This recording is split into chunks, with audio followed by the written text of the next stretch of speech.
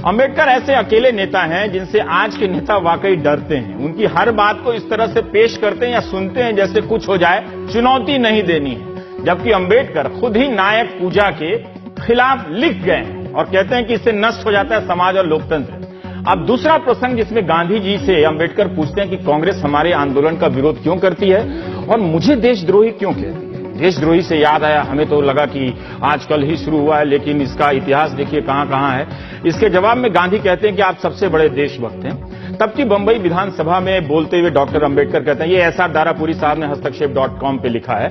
अंबेडकर कहते हैं कि मुझे अक्सर गलत समझा गया है, इसमें कोई संदेह नहीं होना चाहिए कि मैं अपने देश को प्यार करता हूं, लेकिन मैं इस देश के लोगों को यह भी साफ साफ बता देना चाहता हूं कि मेरी एक और निष्ठा भी है जिसके लिए मैं प्रतिबद्ध हूं। यह निष्ठा है अस्पृश्य समुदाय के प्रति जिसमें मैंने जन्म लिया है, और मैं इस सदन में पुरजोर कहना चाहता हूं कि जब कभी देश के हित और अस्पृश्यों के हित के बीच टकराव होगा तो मैं अस्पृश्यों के हित को तरजीह दूंगा।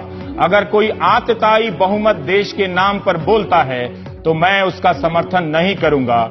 मैं किसी पार्टी का समर्थन सिर्फ इसलिए नहीं करूंगा कि वह पार्टी देश के नाम पर बोल रही है। जो यहां हो और जो यहां नहीं है, सब मेरी भूमिका को समझ लें। मेरे अपने हित और देश के हित से टकराव होगा तो मैं देश हित को तरजीह दूंगा, लेकिन अगर देश के हित और दलित वर्गों के हित के साथ टकराव होगा तो मैं दलितों के हित को तरजीह दूंगा।